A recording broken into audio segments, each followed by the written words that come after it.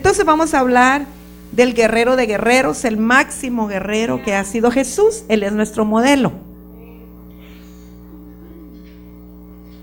El primer acto que hizo Jesús en su ministerio o para iniciar su ministerio fue precisamente guerra espiritual, una confrontación de poderes con Satanás en el desierto. Nosotros vemos en Mateo capítulo 4, después de que Jesús es bautizado en el río Jordán por Juan el Bautista, y desciende el Espíritu Santo en forma como de paloma y se escucha la voz del Padre.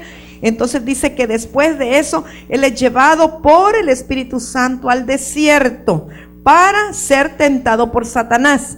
Fíjese qué tremendo, que no es que se fue a meter él solo, no fue el diablo que lo llevó, fue el Espíritu Santo quien lo llevó para ser tentado. Pero el Espíritu Santo ya sabía que con su poder él iba a vencer. Cada vez que somos tentados y vencemos en el poder de Dios, ascendemos en el Espíritu.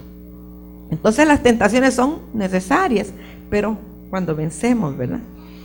Entonces Jesús realmente luchó y venció a ese espíritu que decía que era el dueño de la tierra. Y Jesús pues derribó estos intentos por medio del poder de la palabra de Dios, las escrituras, pero que estaban vivas en su corazón. Yo quiero que usted sepa algo: el diablo se conoce las escrituras, pero no tiene revelación de ellas. Jesús es la palabra viviente. O sea, que hay gente que se ha dejado engañar por el diablo y que dice que le habló en la Biblia diciéndole: el marido que tienes ese no es el tuyo, ¿verdad? Vete y amañamos que porque nos habló en la Biblia, pero no, el diablo también puede hablarle por la Biblia. El asunto es que usted tenga revelación de la palabra y tenga convicción de que el Espíritu Santo le está diciendo algo que está alineado allí con la verdad. Jesús fue confrontado en las tres áreas: espíritu, alma y cuerpo.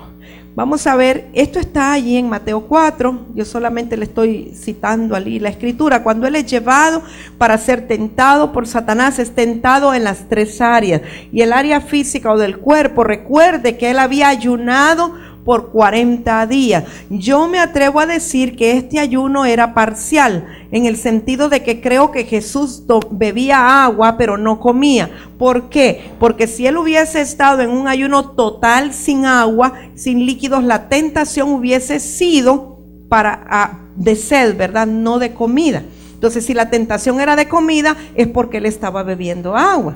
Entonces, porque es más fuerte la necesidad del líquido que del alimento, ¿verdad? Entonces yo creo que sí, Él bebía agua. Y entonces el diablo viene y lo tienta y le dice: si tú eres hijo de Dios, di que estas piedras se conviertan en pan. Porque él ya tenía hambre, mucha hambre después de 40 días. Pero él le respondió y dijo: escrito está. Yo veo que es muy importante lo que está escrito. No podemos menospreciar lo que está escrito. En todo momento el Señor Jesús le recordó al diablo que estaba escrito. Escrito está: no solo de pan vivirá el hombre, sino de toda palabra que sale de la boca de Dios. Yo lo que estoy entendiendo es que durante este ayuno Jesús estaba recibiendo palabra directa de Dios, palabra directa del Padre, y eso era lo que lo sustentaba. Entonces, cuando usted vaya a ayunar, amado, asegúrese que hay una unción para ayunar. Hasta eso hay que hacerlo con unción. Si nosotros ayunamos legalistamente y no hay una unción para ello, y Dios no está hablando, Dios no nos está dando una palabra que nos sustente, entonces usted va a estar aguantando hambre, y a las 11 de la mañana ya va a estar viendo pero pollos con sombrilla, y ya no va a aguantar. ¿Por qué? Porque la única manera de soportar es que esté la unción para ayunar y la palabra de Dios sustentándole. Cuando usted, fíjese bien, cuando usted está en una reunión donde hay palabra de Dios, palabra ungida, su espíritu está recibiendo, verá que no le dan ganas ni de comer, ni de salir a comer, ni se da cuenta la hora que es. Ya después, qué tarde es, ni hambre tenía, porque usted está siendo sustentado por la palabra en el espíritu, está siendo edificado. Bueno, Jesús fue confrontado también en lo espiritual. Ya dijimos lo físico, el hambre, ¿verdad? Fue confrontado en lo espiritual o tentado El enemigo le dice: si eres hijo de Dios, échate abajo, porque escrito está: a sus ángeles mandará cerca de ti, y en sus manos te sostendrán para que no tropieces con tu pie en piedra. Pero ¿qué le dice Jesús? Escrito está, otra vez, ¿verdad? También no tentarás al Señor tu Dios. El Señor Jesús no estaba en condición o en posición de decirle eso a Dios solo para mostrar que Él era hijo de Dios. Pero el diablo lo que estaba allí tentándolo, hurgándolo, provocándolo en cuanto a su condición espiritual. Ahora, fíjese bien que la manera como lo tienta es: si eres hijo de Dios. Una de las áreas donde el diablo siempre nos viene a atacar es en relación a nuestra condición de hijos y Él como Padre nuestro. Muchas veces lo que la gente es frecuentemente vienen dardos a su mente es que no es un hijo de Dios, que no es importante para Dios, que como que estuviera huérfano, como que Dios no le oye, ¿verdad? Pero Jesús sabía exactamente quién era su padre. Él sabía cuál era su condición. Él estaba seguro. Y entonces le cita la escritura: escrito está: no tentarás al Señor tu Dios. Y fue también tentado en su alma. Eso es en el área política. Dice: otra vez le llevó el diablo a un monte muy alto. Quiero decirle algo. Esto de que el diablo le llevó aquí y allá, no es que le llevó físicamente. Esto es según la condición del espíritu. Le llevó el diablo a un monte muy alto y le mostró todos los reinos del mundo y la gloria de ellos. Esto es espiritual. Y le dijo: todo esto te daré si postrado me adorares. Recuerde que para este momento, Adán y Eva, cuando ellos fallaron a Dios, realmente Satanás volvió a tener dominio de los reinos de la tierra. Entonces el enemigo está usando una realidad para tentar al Señor, diciéndole: bueno, aquí yo soy el dueño ahorita de todos los reinos de la tierra, y si tú me adoras, entonces yo te los doy a ti. Pero Jesús sabía que si Él vencía, todo eso sería de Él. No solo eso, sino que el diablo tendría que someterse también bajo Él. Pero tenía que mantenerse en esa verdad por encima de la realidad. Entonces Jesús le dijo: vete, Satanás, porque escrito está. Otra vez, ¿verdad? Al Señor tu Dios adorarás y a Él solo servirás. O sea que Jesús sabe que Él no puede adorar a nadie más que al Padre. No se puede postrar delante de nadie más que Dios. Entonces fue tentado en las tres áreas. Quiero que veamos la estrategia de batalla que usó Jesús para vencer a Satanás en el desierto. No fueron lo que nosotros pensamos armas de guerra. Realmente no vemos que dice que Jesús oró en lengua, sino que las estrategias que Él usó: número uno, la humildad. En primer lugar, antes de ser llevado al desierto, Él se humilló delante de Dios y también de su primo Juan, sometiéndose a ser bautizado por Él allí en el Jordán. Santiago 4, 6, 7 dice: pero Él da mayor gracia. Por esto dice: Dios resiste a los soberbios y da gracia a los humildes. Y esta parte que sigue es muy importante: someteos pues a Dios, resistid al diablo y huirá de vosotros. Normalmente nosotros enseñamos solo el final: resistid al diablo y huirá de vosotros. Pero nadie puede resistir al diablo si primero no se ha sometido a Dios. ¿Por qué Jesús pudo vencer al diablo? Porque primero se sometió a Dios, a hacer su voluntad, a hacer lo que le había dicho, que fuera bautizado en el Jordán por Juan, porque esa era la señal profética para el pueblo de Israel, que se sometiera a ser llevado al desierto para ser tentado. Cuando usted se somete a la ordenanza de Dios, usted se somete a la instrucción de Dios, tenga la seguridad que va a poder resistir al diablo. Resistir es ponerse en oposición para que no pueda avanzar. La única manera de resistirlo es sometidos a Dios. Si nosotros somos rebeldes, si nosotros no nos sometemos a Dios y a la autoridad de Dios en la tierra, no podremos resistir al diablo. Y aquí entre paréntesis quiero decirle algo: no se le ocurra ir a hacer guerra espiritual estratégica si no está sometido a sus autoridades espirituales. Alguien que no está sometido a las autoridades espirituales y aparte bajo o hace un grupito por allá que se reúnen en una casa, pero el pastor no sabe o el profeta no sabe, la autoridad no lo sabe, y están haciendo así como la paralela y la contraria, y aunque diga que Dios está manifestando y que les está dando palabra y todo lo demás, pero no están sometidos a la autoridad, no están sometidos a Dios, porque Dios respeta las líneas de autoridad. Si hay algo que Dios nunca va a romper y va a quebrantar, es las autoridades que Él mismo ha establecido y ha delegado. Él siempre respeta las líneas de autoridad. Entonces someteos pues a Dios y a las autoridades de Dios, y entonces vas a poder resistir al diablo. Fíjese que los demonios, con todo y que son demonios y son rebeldes y son feos y todo lo que usted quiera, pero ellos tienen jerarquías y están organizados. Y entonces cuando nosotros no estamos en una línea de autoridad y no estamos bien ordenados, se ríen de nosotros, porque a veces están más organizados ellos que nosotros. Entonces es importante estar sometidos a Dios y a las autoridades de Dios para que podamos tener el respaldo del Señor y podamos resistir al diablo. Y entonces va a huir de nosotros. La segunda estrategia o la segunda arma espiritual que usó Jesús fue el ayuno. Porque nos lo dice Mateo 4:2, y después de haber ayunado 40 días y 40 noches. Hermanos, esto no es para que todo el que se le ocurra dice, ay, yo voy a ayunar 40 días, y algunos dicen, yo voy a ayunar 41 para ayunar más que Jesús. No es así. Es por instrucción del Espíritu Santo, es por dirección del Señor. Si el Señor le dice que un día va a ser bueno. Si le dice 7, pues haga lo que Él le dice. Ahora, ¿cuál es el propósito del ayuno? En gran medida nos ayuda a ejercitar el dominio propio. Uno de los problemas grandes del cristianismo, de los creyentes, es que somos indisciplinados y no tenemos dominio ni control de nada. A veces andamos comiendo todo el día, comiendo chucherías, alimentándonos mal, masticando chicle, haciendo cosas que no son convenientes y que a veces no podemos controlarlas, no podemos dominarlas, ¿verdad? Entonces el ayuno nos ayuda a dominar nuestros instintos. Fíjese que el que logra ayunar también va a poder controlar los instintos sexuales. Hay una relación directa, ¿verdad? Porque hay instintos en nuestro organismo, en nuestro ser, que debemos de dominarlos o controlarlos. No podemos dejarlo como la cabra montés que hace lo que le da la gana, ¿verdad? Sino que hay que sujetarlo. Entonces nos ayuda a ejercitar el dominio propio, pero el ayuno también, al no comer por un equilibrio fisiológico, se bajan los niveles de azúcar, los niveles de glucosa. Eso nos debilita de alguna manera aún las funciones cerebrales.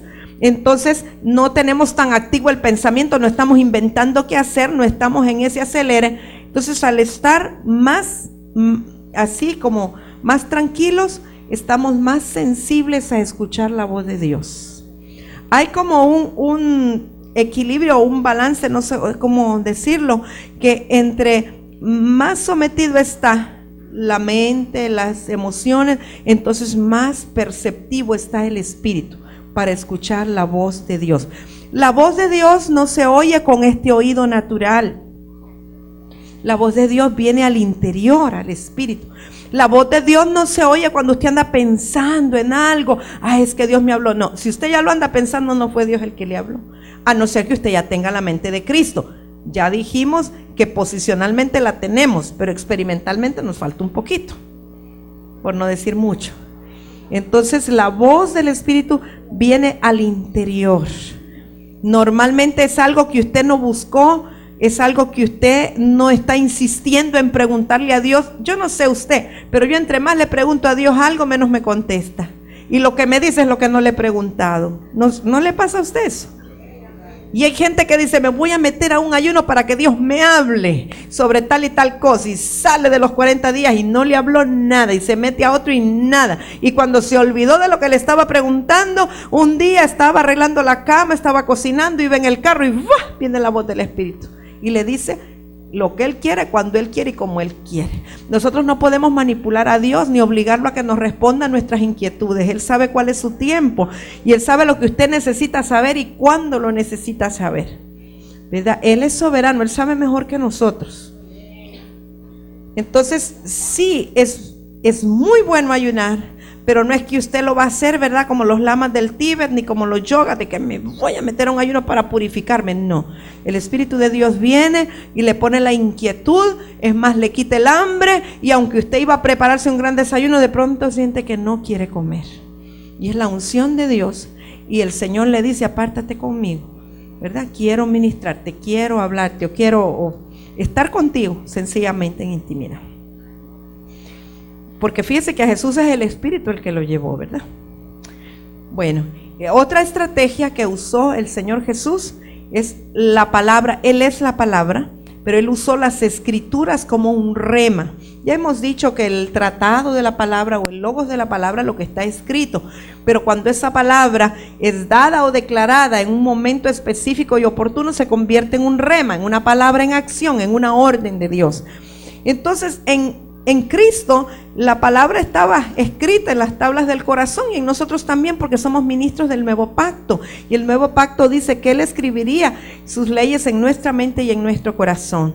Fíjese que Efesios 6, 18 creo que dice que la palabra es la espada del Espíritu. Cuando nosotros vemos la armadura del soldado, todas las partes son defensivas excepto la espada. Todo lo demás es para defendernos: el yelmo, la coraza, ¿verdad? El cinto, el apresto, todo es protección. Pero la espada es ofensiva, es la única que se usa para agredir al enemigo. Ahora, es interesante que dice que es la espada del Espíritu, o sea que no es nuestra, es del Espíritu Santo. Ahora, para que el Espíritu Santo tenga acceso a esa espada, usted tiene que conocer la Escritura, usted tiene que leerla, usted tiene que digerirla, usted tiene que vivirla, tenerla en el almacén de su espíritu, de su corazón. Entonces, cuando el Espíritu Santo la necesita usar, la saca del almacén. El Espíritu de Dios no puede usar una espada enmohecida, ¿verdad? No puede usar algo que usted no tiene en el almacén. Él va a usar lo que tiene adentro, lo que usted tiene adentro. Entonces, para que el Espíritu Santo la pueda usar en contra del enemigo, usted tiene que estar lleno de la palabra. Y la otra arma que usó el Señor es la perseverancia, ¿verdad? La batalla no la ganó en un día. Fíjese que el Señor había pasado 40 días ya en ayuno, en oración. Y a veces uno de los problemas grandes que tenemos nosotros como cristianos en la guerra espiritual es que a veces nos desanimamos, nos aburrimos, somos muy fáciles para caer en rutina. Entonces como que queremos cosas nuevas, novedosas cada vez, ¿verdad? Y a veces los pastores caemos en la trampa de estar inventando cosas para que el pueblo esté emocionado, como que fuera una nueva película en el cine, ¿verdad? Pero no tiene que ser así. En el Señor cada día tiene una expectación y tiene una motivación y una emoción.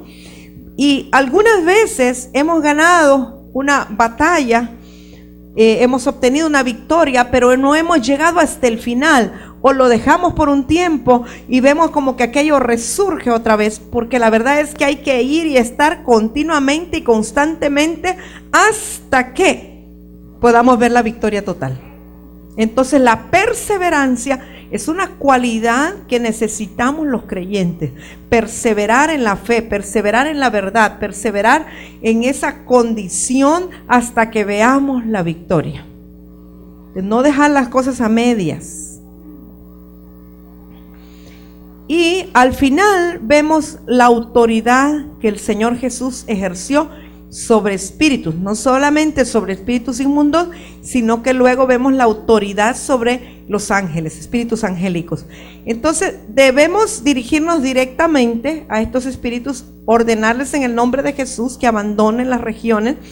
Nosotros vemos que Jesús, al finalizar la batalla, Mateo 4:10 le dice: vete, Satanás, o sea, le da una orden, y dice que Satanás le dejó por un tiempo, dice. O sea que después volvió, pero le dejó por un tiempo, se fue, e inmediatamente dice que vinieron ángeles y le servían. Y yo recordaba, en Hebreos dice que él fue hecho menor que los ángeles, pero luego fue coronado de gloria y de verdad y fue hecho superior a los ángeles. Aquí yo veo que Jesús, cuando ganó esta batalla con Satanás en el desierto, una de las muestras de que tenía la victoria es que el Padre envió ángeles para servirle a él. Es como que ganó un nuevo nivel de autoridad para que los ángeles vinieran y le sirvieran en este tiempo, mientras salía del desierto. Entonces podemos resumir los resultados de esta guerra. Jesús arruinó en el desierto el plan de Satanás de que Jesús sucumbiera y le adorara. El ministerio de Jesús creció rápidamente cuando salió de esta batalla.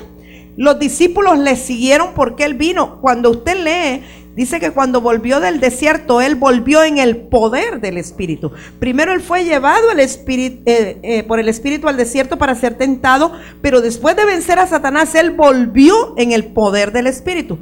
Y el poder del Espíritu Santo que había en Jesús hizo que los discípulos le siguieran inmediatamente. Él solo decía, ven y sígueme, y ellos iban. Y las multitudes le seguían también. Entonces las personas, por ese poder que había en Jesús, recibieron salvación, liberación y sanidad, porque él ya había vencido a Satanás. Y vemos que por una temporada el poder del enemigo fue atado. Además, Jesús nos dejó con esto un patrón para vencer al enemigo. Nos dejó estrategias que nosotros podemos usar, o armas de guerra, como dijimos, la humildad, el ayuno, la perseverancia, la autoridad sobre espíritus. Ahora, vemos que al final de su ministerio, Jesús, del ministerio en la tierra, porque él todavía tiene un ministerio de intercesión, ¿verdad? Que está sentado a la derecha del Padre intercediendo por nosotros. Pero al final de su ministerio terrenal, Jesús vuelve a vencer al enemigo. Se confronta otra vez con el enemigo que según él, según el diablo, lo había vencido, lo mandó a la cruz del Calvario. Según él se había terminado la amenaza que Jesús representaba, mas no sabía, el diablo es tan tonto que no sabía que en eso consistía la victoria, en que Jesús fuera a la cruz del Calvario, porque esa era la obediencia absoluta. Entonces Colosenses 2:15 nos dice, y despojando a los principados y a las potestades los exhibió públicamente, triunfando sobre ellos en la cruz. Si nosotros asimilamos esta palabra bien, amados, de todo corazón, esto es importantísimo, porque mire, despojar quiere decir que les quitó la autoridad, los exhibió públicamente, quedaron en ridículo y triunfó sobre ellos en la cruz. O sea que la victoria la obtuvo Jesús y el enemigo fue avergonzado, el enemigo fue exhibido, la victoria fue de Cristo. Filipenses 2 del 8 al 11. Y estando en la condición de hombre, se humilló a sí mismo, haciéndose obediente hasta la muerte y muerte de cruz. ¿Cuál es el concepto para vencer? Obediencia. Obediente hasta la muerte de cruz. Sometido a Dios, ¿eh? Por lo cual Dios también lo exaltó hasta lo sumo y le dio un nombre que es sobre todo nombre. Es el nombre del Señor, el nombre que es sobre todo nombre. Para que en el nombre de Jesús se doble toda rodilla de los que están en los cielos y en la tierra y debajo de la tierra. Y toda lengua confiese que Jesucristo es el Señor, para gloria de Dios Padre. Fíjense que percibo una gran perturbación espiritual, aunque ustedes están bien tranquilos, pero hay una oposición para que esta palabra penetre. Vamos a orar en lenguas. Y carrata y kira mama mama y socorroto y kira mama mama mama.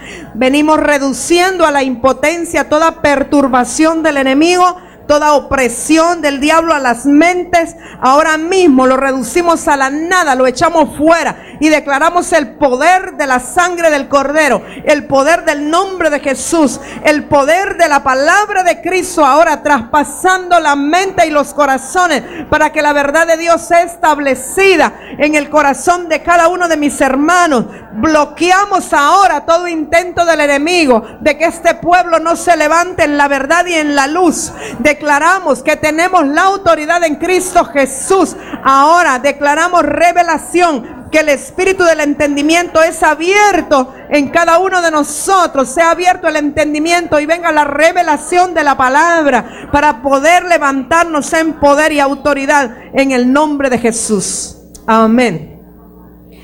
Fíjese que aunque nosotros lo sepamos, Pero cada vez que hablamos de la victoria que Cristo tuvo sobre el enemigo, viene como un bloqueo como para que no tomemos esa autoridad.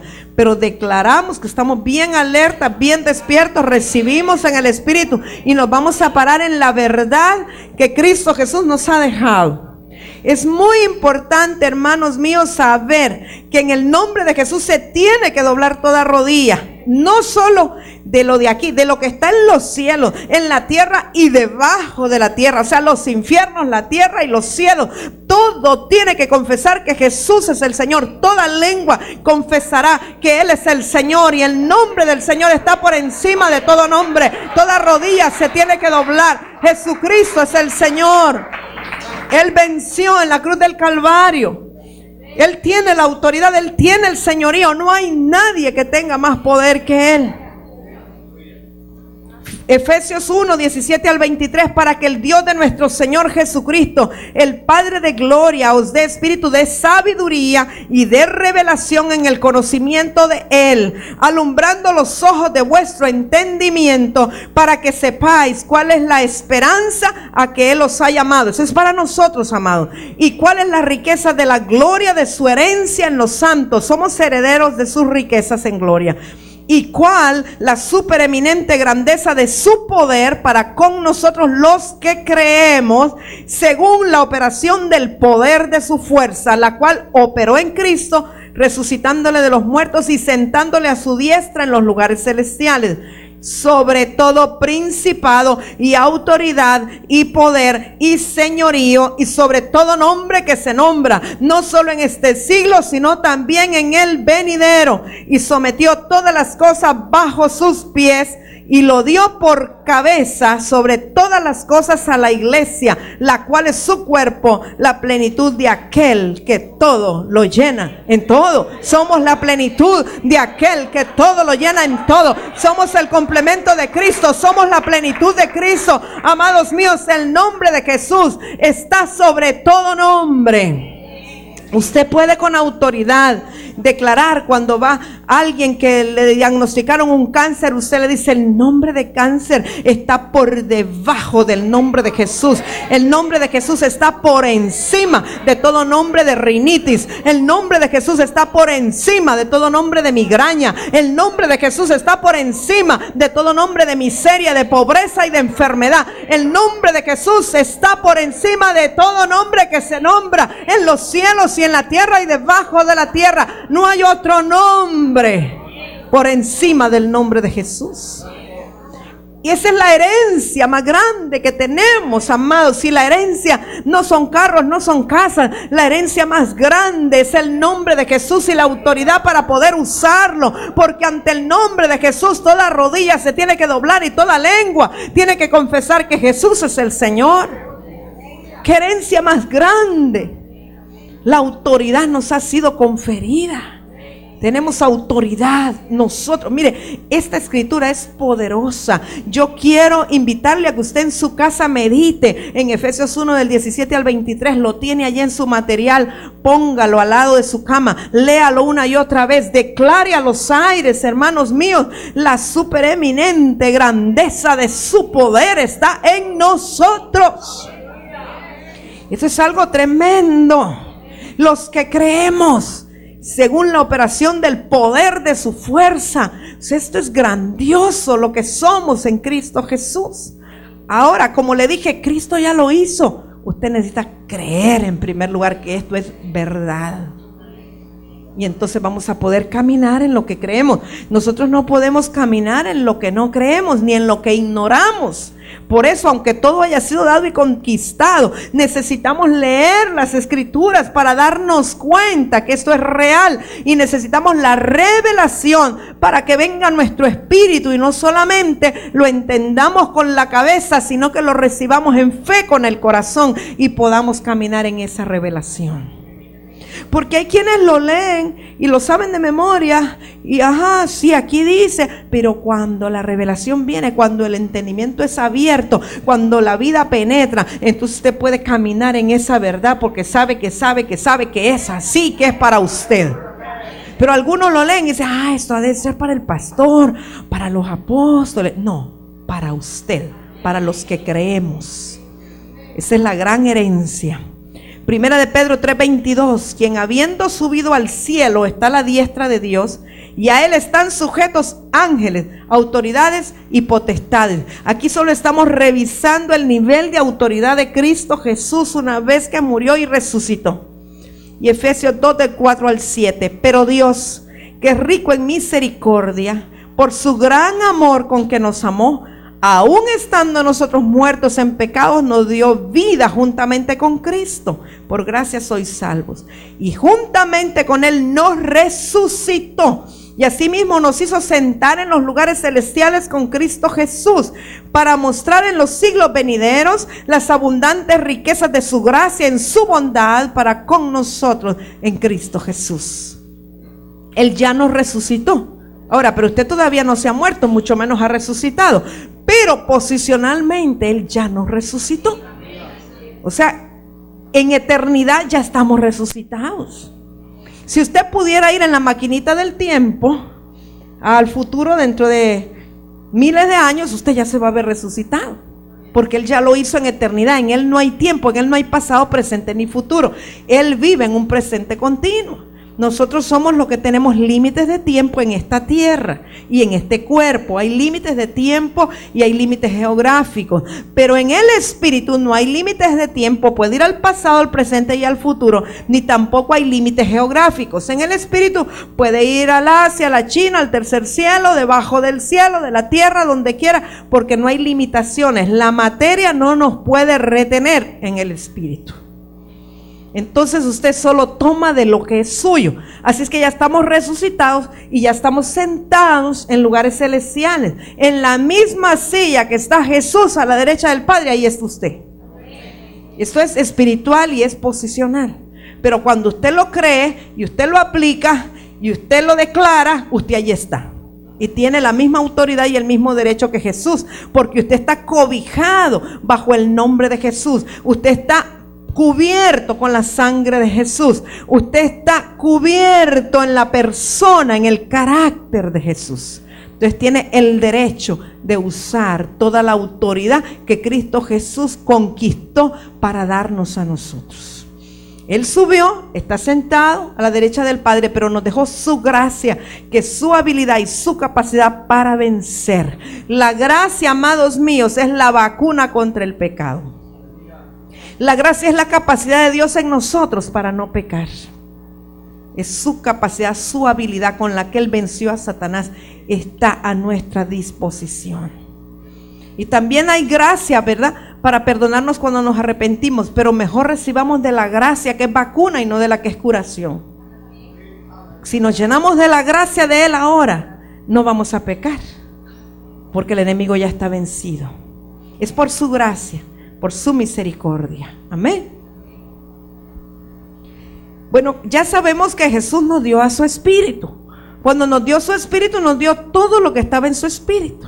Y Hechos 1:8 nos habla del poder que estaría sobre nosotros cuando viniera el Espíritu Santo.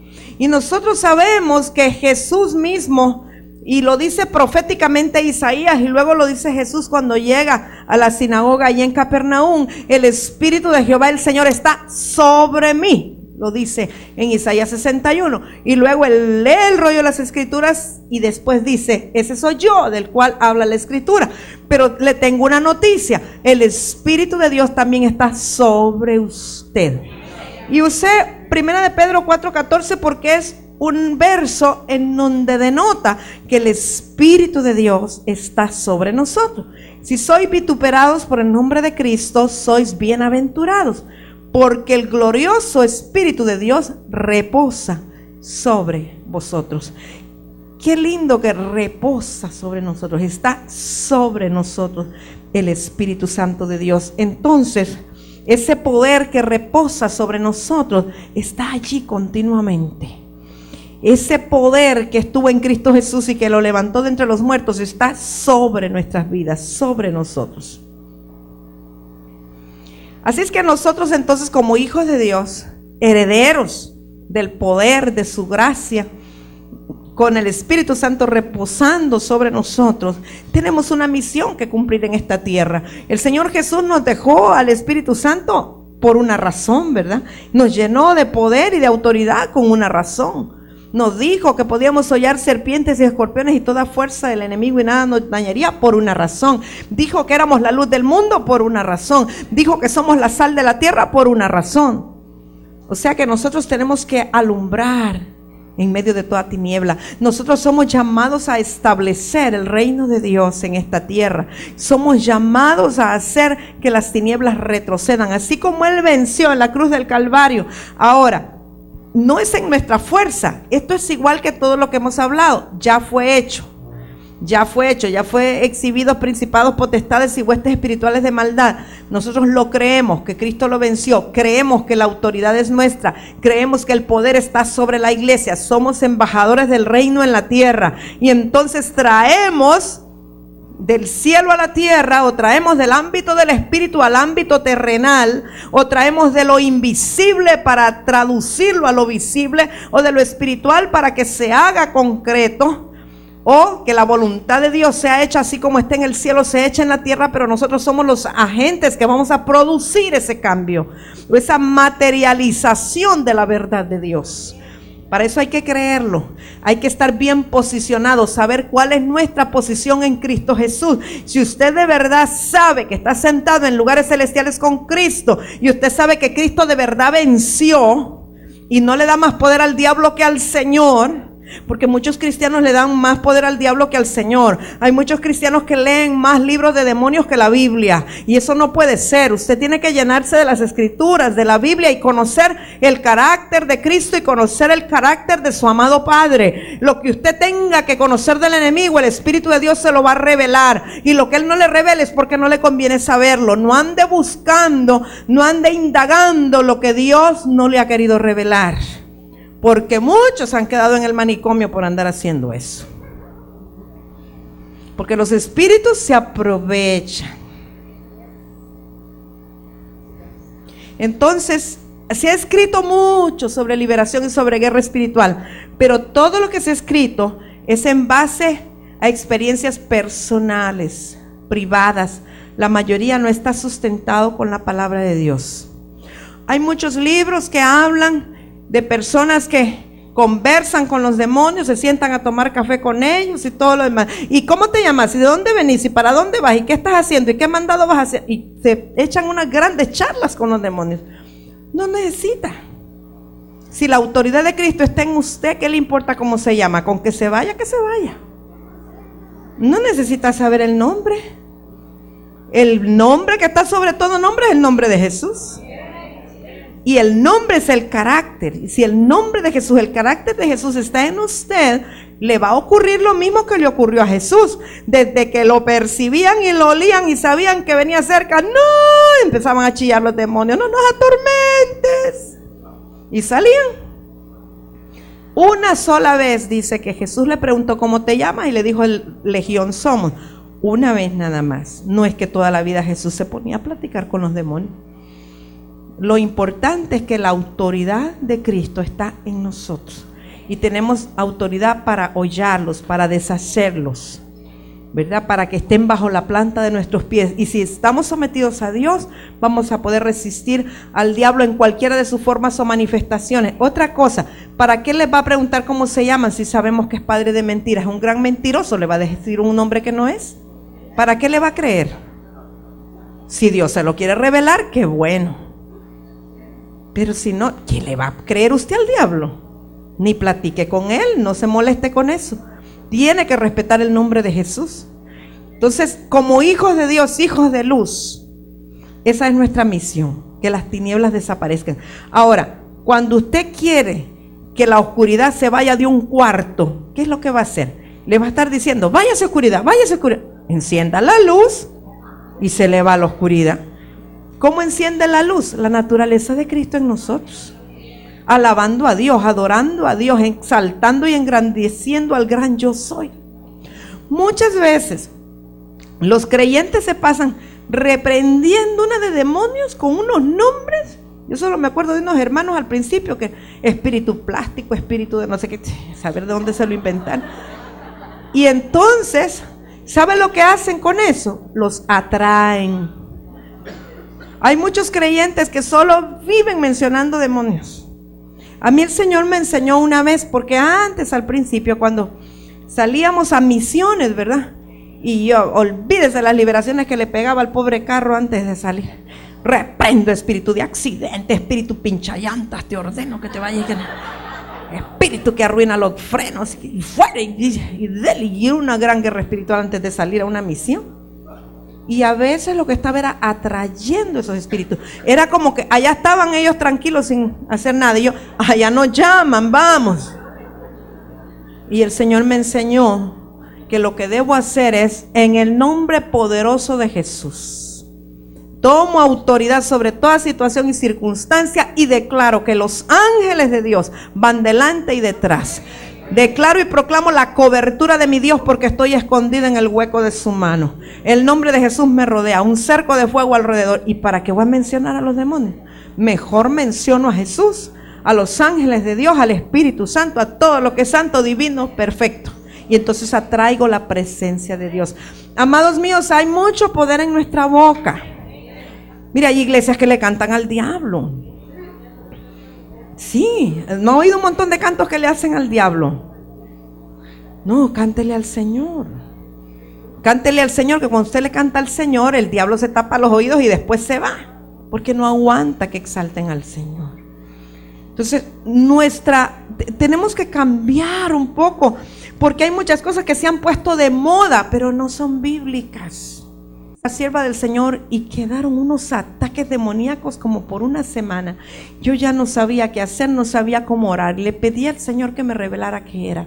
Y era que esta sierva de Dios había estado metida en pura guerra contra demonios en todo el último tiempo. Entonces había atraído toda esa presencia demoníaca, y aunque era palabra de Dios la que ella estaba predicando, la seguían una serie de pichirilos que me dejó unos cuantos ahí en el ministerio, y después nos costó echarlos fuera, a pura adoración, a pura alabanza, a puro decretar y declarar la palabra de Dios por varios días, hermanos, y no se iba. Era muy fuerte porque era una mujer de un calibre espiritual muy alto. Entonces el Señor en eso me enseñó sobre esto. El Señor nos va enseñando cosas que más vale que pongamos atención, ¿verdad? Para no irnos a desviar. Y no es que no creo en guerra espiritual, claro que creo. Si el mayor guerrero vive en mí, ¿cómo no voy a creer?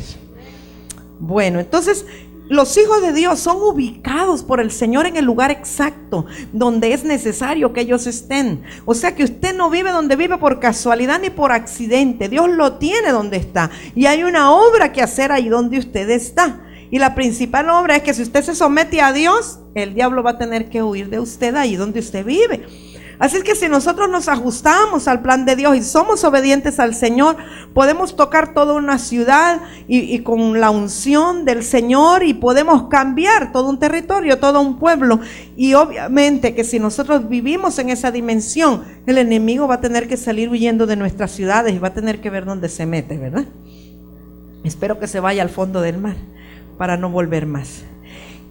Un aspecto muy importante, hermanos, de conquistar las ciudades, porque a veces hablamos de conquistar, aquí estamos hablando por encimita, como dijimos, ¿verdad? No hemos entrado a algo más fuerte, pero hay quienes están hablando de derribar altares, de conquistar lugares altos, de tomar las puertas de la ciudad. Y claro que hacemos entradas estratégicas y declaraciones proféticas, pero no solo es el hecho de hacer oraciones de guerra, de ungir con aceite, de ir a un monte, a un lugar alto, de poner una bandera. Lo hemos hecho, lo hacemos por instrucción de Dios, pero tiene que ir un poco más allá. Y yo creo que tiene que ver con la preparación de nuestra gente, de nuestro pueblo, la gente que Dios nos ha dado a nosotros para ministrar y para impartirles. Tenemos que enseñarlos en el aspecto moral, espiritual, enseñarles estas verdades que estamos aprendiendo, enviarlos para que puedan afectar el mundo natural, el poder político, educativo, económico, social, hermanos, porque ¿de qué nos sirve que según nosotros estemos en gran victoria adentro de las cuatro paredes de la iglesia y afuera que se lo lleve el diablo? No, Pues si estamos en un lugar, expuestos por Dios en un lugar, es para cambiar las circunstancias y para cambiar la realidad en la verdad de Dios. Pero para eso nuestra gente necesita ser capacitada y ser entrenada. No cometamos el error, pastores amados, líderes, ministros, de pensar que toda la gente que llega, que se convierte y que llega a la iglesia es para que trabaje adentro de la iglesia. Y a veces cometemos el error de que tenemos por allá un médico que Dios lo está usando y está por allá un abogado que Dios lo está usando y hacemos lo que sea para que deje el trabajo y que se venga a la iglesia a ser líder de una célula o ministro de alabanza, y entonces nos llenamos de todos los recursos adentro de la iglesia y no estamos afectando el mundo de allá afuera. Cuando más bien deberíamos de estar preparando para enviarlos, que se preparen, que se capaciten, que estén llenos de unción, llenos de poder y que vayan a marcar una diferencia allá en el hospital donde trabajan, allá en la maquila donde están, allá en el juzgado, en el lugar donde Dios los ha puesto, en el mercado, en los buses, donde sea, pero que marquen una diferencia en la ciudad y en nuestra sociedad. Porque, amados míos, iglesia, la función de la iglesia es mucho más que trabajar adentro del templo. ¿Cómo lo va a tener a todos? Que este es diácono y el otro es ujier y el otro es maestro de niños y el otro no sé qué. Tenemos todo un reino y un imperio montado ahí adentro y afuera es una tronazón. La gente está igual. Yo creo que la iglesia se ha olvidado que Jesús dijo: id y predica del evangelio. Y el evangelio son las buenas nuevas de salvación. Es algo bien amplio. El evangelio es llevarle a las personas una esperanza de un cambio de vida en todos los aspectos. Entonces, la iglesia necesita de verdad cambiar los métodos y los sistemas o las estrategias por la guianza del Espíritu, ¿verdad? No solo es para entretener a la gente adentro. Muchas veces la preocupación nuestra como pastores es que no se nos vayan a otra iglesia las ovejas. No, si eso no nos tiene que preocupar. ¿Sabe qué? Cuando de verdad produzcamos, o Dios a través nuestro produzca el avivamiento que Él ha dicho, amados míos, no va a caber la gente en nuestros templos. Más bien vamos a tener que estar llamando a otros pastores para que nos ayuden, porque no podemos. Ya no nos vamos a pensar: ay, que me robó las ovejas, ay, que que se saltó. No, hombre, si va a ser tanto que, pastor, ¿me puede ayudar? Mire, ya no tengo capacidad, mientras construyo el templo de 10,000, ayúdeme con unos 5,000, por favor, que aquí no puedo. Así debería de ser. No que estar ahí que pichicateando y que me llevo y que le vamos a poner aquí una actividad para que no vayan a aquella porque se me pueden quedar allá. No, hombre, si las ovejas son del Señor. Él es el gran pastor de las ovejas. Nosotros no somos dueños de nadie. Dios pone su misericordia, ¿verdad? Guardianes, y pone dirigentes, y pone ministros. Pero si mis ovejas están bien cuidadas, están felices y contentas, ¿qué me preocupa a mí que vayan allá? Si estoy seguro de lo que les estoy dando aquí. ¿Cuál es el problema? Son del Señor.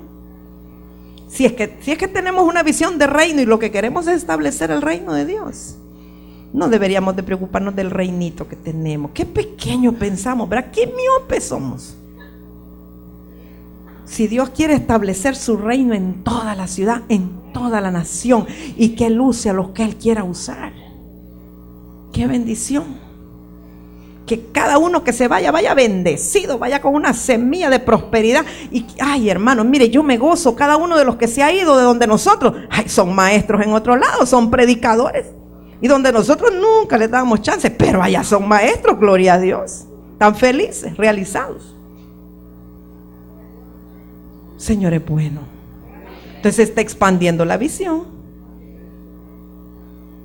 Yo creo que necesitamos cambiar nuestra mentalidad para que de verdad el reino de Dios sea establecido. Eso es guerra espiritual. Preparar a nuestra gente para que ya no tengan mentalidad de miserables, que no estén con la mano extendida esperando que vengan los misioneros americanos a regalarles Biblias. No, amados, siembren las misiones a Estados Unidos. Yo les digo a los hermanos en la congregación: siembren, ustedes tienen dólares, pueden, mandemos para allá, invirtamos en el reino. Sembremos en los ministros de afuera y vamos a cosechar las riquezas de las naciones un día. Pero cambiemos nuestra mentalidad. Nosotros tenemos que enviar misioneros ya a otras naciones, a Europa, a Estados Unidos. ¿Por qué no? Tenemos riquezas espirituales. Y hay todo un mundo que conquistar allá afuera, hermanos. Somos los embajadores del gobierno de Cristo en nuestras ciudades porque llevamos sus leyes en nuestros corazones. ¿Cuántos aquí se sienten embajadores de verdad? Espero que sí. Somos embajadores del reino en la tierra. Somos los que vamos a establecer la verdad de Dios en la tierra. Así es que nosotros somos los portadores del corazón de Dios para los pueblos y las ciudades. Dios ha hecho un nuevo pacto con nosotros y tenemos una responsabilidad para el mundo que está allá afuera, que se pierde ignorantemente. Yo creo que terminamos. Alguien que me diga en el repaso, ¿cuál fue la primera batalla que enfrentó Jesús antes de iniciar su ministerio? En el desierto, cuando fue llevado por el Espíritu para ser tentado por Satanás. ¿Cómo venció Jesús al diablo? Con la palabra. ¿Cuál fue la máxima victoria de Jesús? En la cruz del Calvario, que exhibió públicamente a Satanás y todos sus demonios. ¿Y cómo fue afectada la humanidad con esto? Cristo vino para recuperar lo que el Padre había perdido, para devolvérselo, para reconciliar a la humanidad con Dios. El sueño eterno de Dios, tener un pueblo que le adorara, un pueblo que le alabara, fue recuperado a través del sacrificio de Jesús.